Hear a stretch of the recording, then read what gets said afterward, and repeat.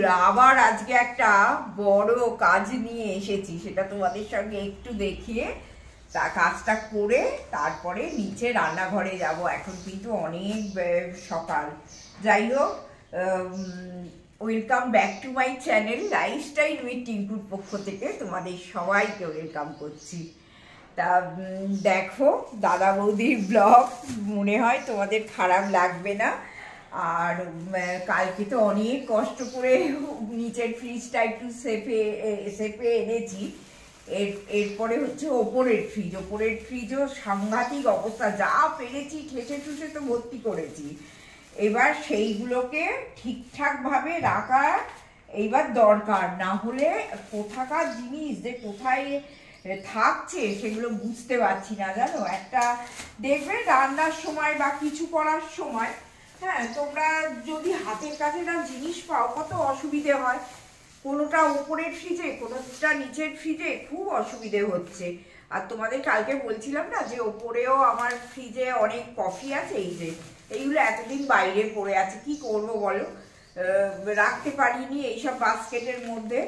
কফিগুলো seal করা আছে, মনে হয় ভালোই আছে, জানি না কি আছে। নিচে 1 কেজি আর এখানে দুটো 1 কেজি 1 কেজি, মানে 3 কেজি কফি আছে। এই তো এইখানেও আছে একটা ছোট, ওটা ছোট 500 তা আছে। এইবার টুকটাক করে এইগুলোকে গুছিয়ে গাছিয়ে না নিতে পারলে, এখানে দেখো কিছু ওই ফুচকা, রেডিমেড ফুচকা, হলদিরামের ফুচকা নিচেও অনেক আছে, কিন্তু খাওয়া হয় না, জানো তো, শুধু কেনাই হয়। আর খাবো কি, খেলেই শরীর খারাপ হয় ভীষণ, যার জন্য খাওয়া হয় না। আছে নিচে অনেক আছে ফুচকা নিচের ফ্রিজে। তা এইগুলো এইভাবে একটা ম্যানেজ করে গুছিয়ে নিই, আর তোমাদের একবার ফ্রিজটা দেখিয়ে দিই অবস্থাটা কি। একটু টুকটাক করে গুছিয়ে নিয়ে তারপরে তোমাদের দেখিয়ে নিচে যাব। হ্যাঁ, এই দেখো, এই একটা তাক সবই আমি পরিষ্কার করেছি। এরপরে দেখো এই সব এই নানান রকম অবস্থা হয়ে পড়ে আছে। এইখানে আমি তো কিছু, জানো, লিপস্টিক আমি ফ্রিজে রেখে দিই, লিপস্টিকগুলো খুব ভালো থাকে তাতে।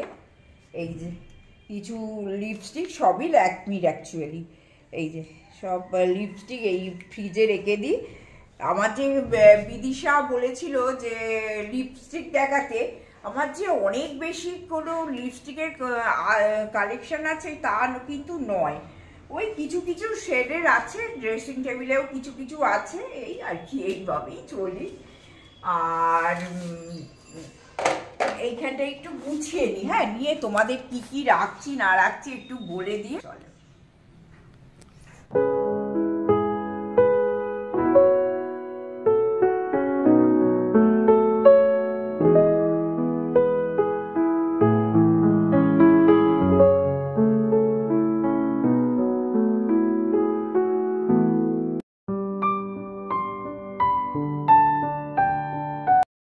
অনেক খেটে খুঁটে বন্ধুরা ফ্রিজটাকে, দুটো ফ্রিজই একদম আয়ত্তের মধ্যে নিয়ে চলে এলাম।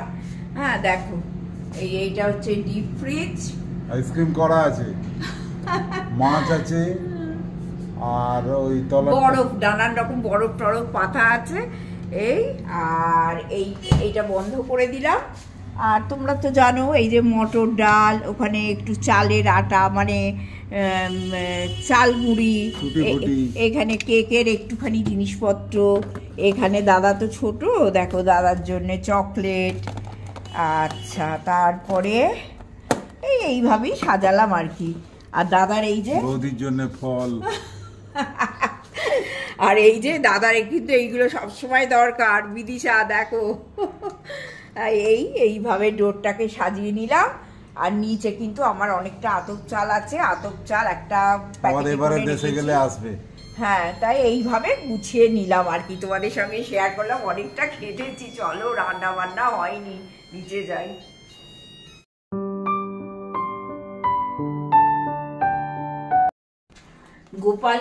গোপাল সোনাকে ফুল দিয়ে সাজিয়েছি, দেখো বন্ধুরা, এত সুন্দর লাগছে পুজো করার সময়। তোমাদের সঙ্গে গোপাল সোনা, মা লক্ষ্মী, মা সরস্বতীকে না শেয়ার করলে মানে পেরে উঠছিলাম না, এত মিষ্টি লাগছে, কিউট পুরো গোপাল সোনা।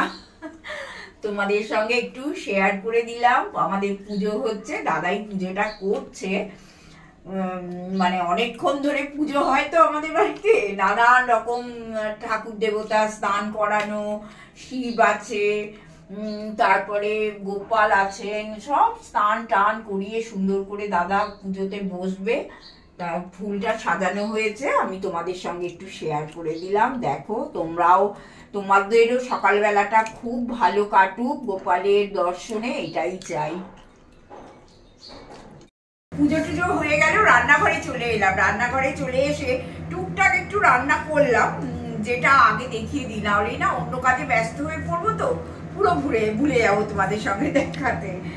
আর আজকে রান্নার মধ্যে হচ্ছে ফ্রিজে মুসুর ডাল আছে বেশ অনেকটা, তা ওটা হয়ে যাবে। আর বেগুন ভাজা তো আমরা জানো খেতে দারুণ ভালোবাসি, বেগুন ভাজা আজকে হবে। আর দেখি একটু পাঁপড়ও ভেজে দেবো, কারণ একটা পাঁপড় এনেছি, সেটা একটু ভাজি রোজই, দেখা যাক। ওটা বেলার কাজ বেলায় করব। আর এখানে পোস্ত বাটা দিয়ে, এই পোস্ত বাটা দিয়ে পেঁয়াজ দিয়ে আর টমেটো দিয়ে পেঁয়াজ পোস্ত করেছি জানো। বেশ আজকে ইচ্ছে করলো যে পেঁয়াজ পোস্ত খেতে, একঘে ওই আলু দিয়ে এই দিয়ে সেই দিয়ে। তবে এবারে না আমাদের ফুলকপি দিয়ে পোস্ত হয়নি, একদিন খেতে হবে ফুলকপিটা ফুটে যাওয়ার আগে, ওটাও খারাপ লাগে না বলো খেতে। তা আর এখানে দাদার মাছের পোস্ত বাটা দিয়ে একটু বেটেই রেখেছিলাম, পোস্ত বাটা দিয়ে দাদার মাছের ঝাল হচ্ছে। এই হচ্ছে আজকে গল্প আমার রান্নার। আর পুজো টুজো সব হয়ে গেছে, এবার দাদাতে আমাদের চা খেতে বসবো। জানো তো আমরা রান্না বান্না করি, তারপরে একটু শান্তি করে চা খাই, তারপরে উঠে তো রান্নাঘর পরিষ্কার, ডাস্টবিন এসব থাকেই। আবার আসছি আমি, হ্যাঁ অনেক বড় কিন্তু কাজ করেছি আজকে বলো। ফ্রিজটা পরিষ্কার করে দিয়ে মনের যেন শান্তি। আমার নিচের ফ্রিজও পরিষ্কার হয়ে গেছে, ওপরের ফ্রিজও পরিষ্কার হয়ে গেছে, মনটা যেন কি আনন্দ হচ্ছে কি বলবো। একটু খাটতে হয় বটে, কিন্তু যখন পরিষ্কার পরিচ্ছন্ন হয়ে যায় না, এর থেকে শান্তি বোধ হয় মানে কুম্ভে গিয়ে চান করলেও আমার হবে না। চলো আসছি। বন্ধুরা দেখো, আজকে বৌদি আমার যে জলখাবার দিয়েছে, বিট, গাজর, কাবলি ছোলা, কাঁচা ছোলা, টোটাল স্প্রাউট আর কি। তো এটাও একটা দুর্ধর্ষ পুষ্টিকর খাবার, এর মধ্যে তেল মশলা কিছু নেই, শুধু একটু সামান্য বিট লবণ আছে, আর কোনো মশলা নেই, সুতরাং সেদ্ধ। এটা খেলে পেটটাও ভার হয় এবং শরীরের অত্যন্ত উপকারী। তোমরা এই ধরনের খাবার খেতে পারো। তো জাস্ট তোমাদের আমি একটুখানি দেখিয়ে দিলাম। তো এই আমার খাবার, আমি এবার খাবারটা শুরু করব। এখন তো অল্প অল্প লঙ্কা ঠঙ্কা এনে কাজ চালাই আমি। এটাও অল্প লঙ্কার মধ্যেই পড়ে, কারণ আমাদের যখন বাজার হয় না অনেক হয় তো, বেশ 10 দিন 12 দিন আর ওইদিকে তাকাবো না, ওই টুকটুক করে গুছিয়ে রাখি, ফ্রিজ থেকে বার করি। তারপরে আমার কাজকর্ম একদম আয়ত্তের মধ্যে থাকে। কিন্তু এখন দেখো না, এই লঙ্কা এনেছে পচে গেছে, বাইরে পড়ে আছে, দুটো ফ্রিজকে পরিষ্কার করে নিলাম, এটা একটা দারুণ মনের শান্তি হলো। এরপর টুকটুক করে লঙ্কাগুলোকে ছাড়িয়ে নিয়ে একদম গুছিয়ে রাখবো। তবে একবার বাজারেও যেতে হবে জানো, এখন তো মানে অল্প অল্প করে আনছি, কাজকর্ম চালিয়ে নিচ্ছি। একটু আমার জিনিসপত্র ফুরিয়ে গেছে, তারপরে আছেও যে একদম সব ফুরিয়েও গেছে তা নয়।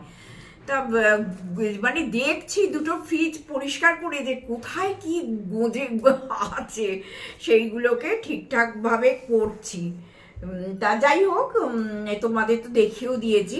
এই আমার এটা লঙ্কার জায়গা, দেখো একটুখানি নিউজ পেপার নিয়ে এর মধ্যে এইভাবে রেখেছি। তোমরা কিন্তু টিস্যু পেপার দিয়েও রাখতে পারো, এটা সবাই তোমরা জানো। না, টিস্যু পেপারটা কি হয়, ওই ফ্রিজের মধ্যে ঘেমে গিয়ে ভিজে গিয়ে ন্যাতপ্যাতে হয়ে যায়। হ্যাঁ, কিন্তু নিউজ পেপারটা বেশ একটা ভালো থাকে, এটা একটা ব্যাপার। যাই হোক, এইগুলো তোমরা যারা সংসার করো এগুলো আর নতুন করে বলার কিছু নেই।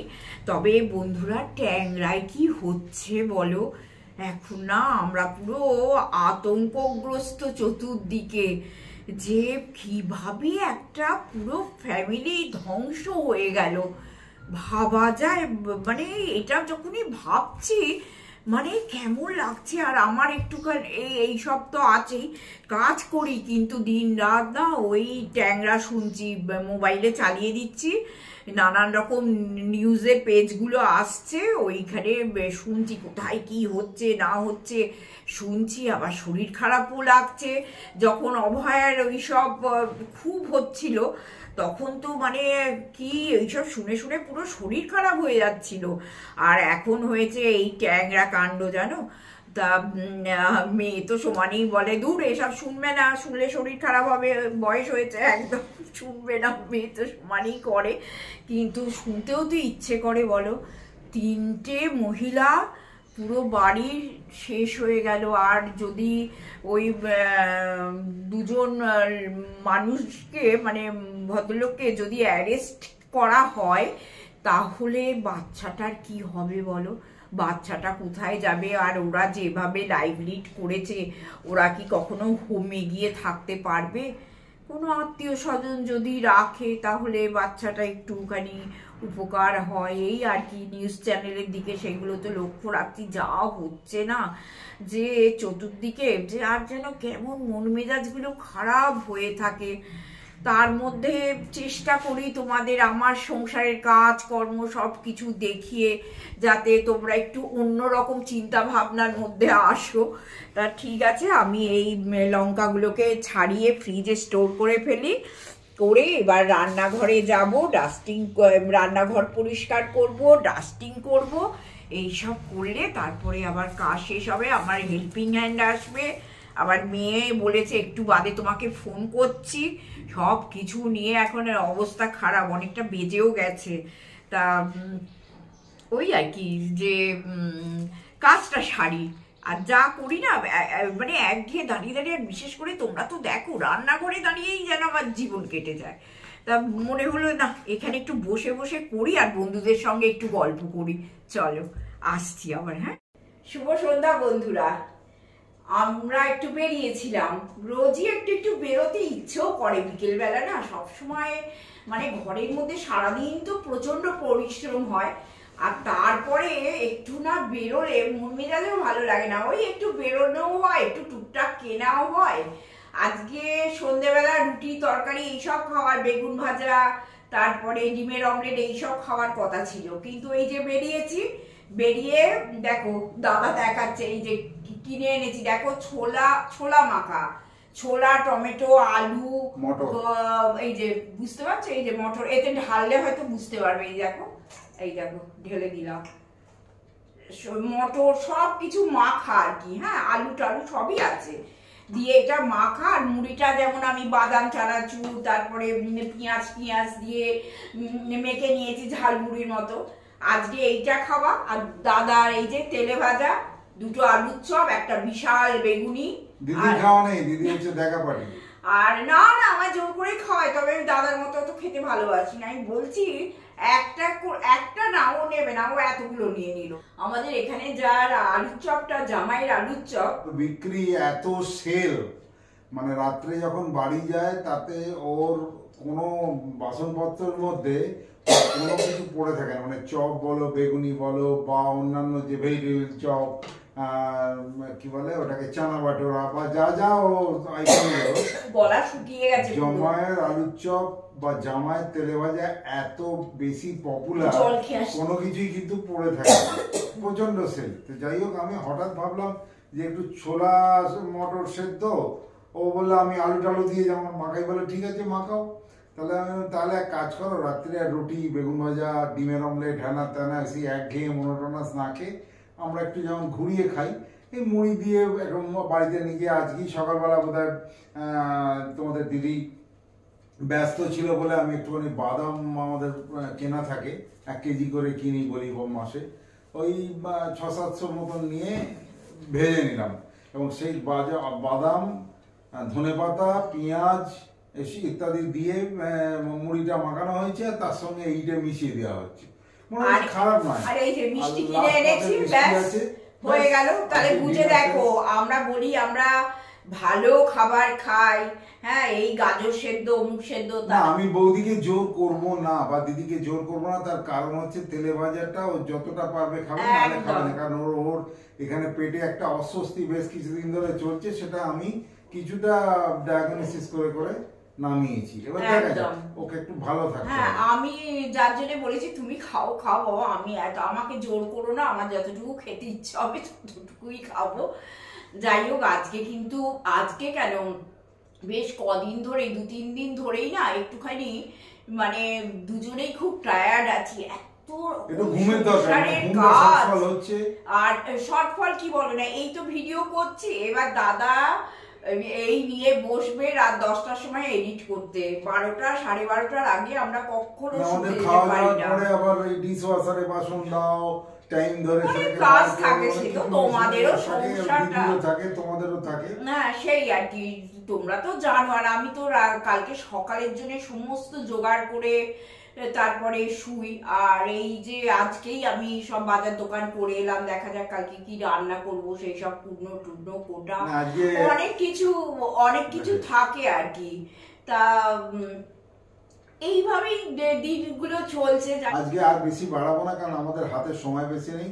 শুধু বিদিশা এবং আমার যারা বন্ধু বান্ধব আছে, যারা আমায় চেনো, তাদেরকে বলি কালকে দুটো ভিক্টরি আমাদের হয়েছে। একটা হচ্ছে মোহনবাগান সিল জিতলো, আর লিগটা যেটা চলছে ম্যারাথন, তাতে এমন একটা জায়গায় আছে মোহনবাগানকে বিট করে কেউ নিতে পারবে না। সুতরাং আমরা চ্যাম্পিয়ন, ভারত সেরা। আর মোহনবাগান জয় মোহনবাগান। আর আরেকটা জিনিস হচ্ছে, কালকে বিরাট কোহলি ঠিক জায়গায় জ্বলে উঠলো। যেমন হয় দিমিত্রি পেত্রাতোস মোহনবাগানের হয়ে গোল করলো, লাস্ট বোধহয় 7-8 মাসে গোল পায়নি, হঠাৎ করে এমন একটা গোল এবং তাতেই ডিফারেন্স করে গেল। আর বিরাট কোহলিও তাই, পাকিস্তানকে হারানোর জন্য যে সেঞ্চুরিটা দিলে, এবং অব্যর্থ ওই সময় ওইটার দরকার ছিল। ও আবার সবাই বলছে বিরাট ফুরিয়ে গেছে, বিরাট পাচ্ছে না, সেই বিরাট কিন্তু দেখিয়ে দিল যে আমি সময় জ্বলে উঠতে পারি। এবং তার জন্য আমরা ভারতীয়রা গর্ব প্রকাশ করি যে হ্যাঁ, আমরা পেরেছি, আমরা পারি, আমরা পারবো। কালকের দিনটা আমাদের ভীষণ ভালো কেটেছে, এটাই বলতে পারি। তুমি আজকে ভিডিওটা শেষ করে দাও। তো আজকে আর কিছু বললাম না, তোমাদের সকলকার উদ্দেশ্যে আমাদের করজোরে প্রণাম, ভালোবাসা, শুভেচ্ছা, ছোটদের আদর ইত্যাদি রইল। আর বিদিশার জন্য মোহনবাগানী অভ্যর্থনা, শুভেচ্ছা। আর বাকি সবাইকার জন্য আলাদা আলাদা করে ভালোবাসা রইল, কারণ আমাদের সঙ্গে প্রত্যেকের সম্পর্ক কমেন্ট অনুযায়ী ভীষণ ভালো, ভীষণ ওয়েভলেন্থ। আমরা নতুন বন্ধু চাই, কিন্তু নতুন বন্ধুরা আসছে না, বা পুরনো অনেক বন্ধু হঠাৎ করে হারিয়ে যাচ্ছে ইত্যাদি। তোমাদের সকলকার শুভেচ্ছা, সুস্বাস্থ্য এবং উজ্জ্বল হাসি মুখ দেখে আমাদের আগামী দিনের ভিডিওর জন্য তোমরা অপেক্ষা করো। আশা করছি আমরা আগামী দিনেও আরো ভালো বেটার ভিডিও প্রোডাকশন করতে পারবো। সবাই ভালো থাকো, tata and good night, take care of yourself.